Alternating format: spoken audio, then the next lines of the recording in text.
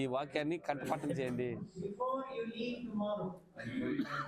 రేపు ఇక్కడి నుంచి పోయే మునుపుగా ఈ వాక్యాన్ని కంఠపాఠం చేయండి అని చెప్తున్నాడు. లవణ్ అన్న వింటున్నారా?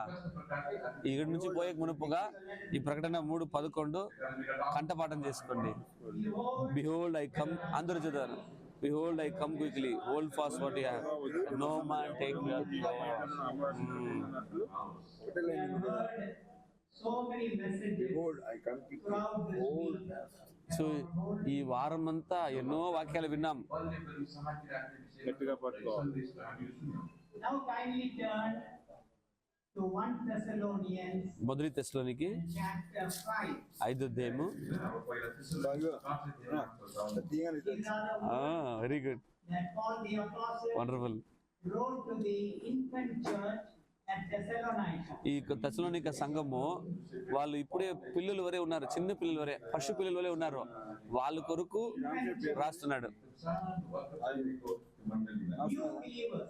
వాళ్ళు కొత్త విశ్వాసులు. ఇక్కడ తెస్సలోనిక సంఘము, ఆ తెస్సలోనిక సంఘంలో అక్కడ ఉన్న వాళ్ళు తెస్సలోనిక ఉన్న వాళ్ళు మూర్తి పూజలు అంటే విగ్రహారాధన చేసేవాళ్ళు. Keeping idols to serve the living God. ఇప్పుడు ఈ తెస్సలోనికలో ఉన్న వాళ్ళు మూర్తి పూజల్ని వదిలేసి ప్రభుని నమ్ముకున్నారు. Idols to serve the living God. మొదటి తెస్సలోనిక 1వ అధ్యాయము 9వ వాక్యంలో వాళ్ళు చదవండి అన్న.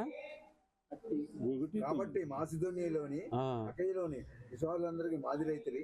ఎందుకనగా మీ యొద్ద నుండి ప్రభు వాక్య మాసిదోనియలో రోజును ఇక్కడ మాత్రమే కాక ఈ స్థలమందు దేవుని ఎడల ఉన్న మీ విశ్వాస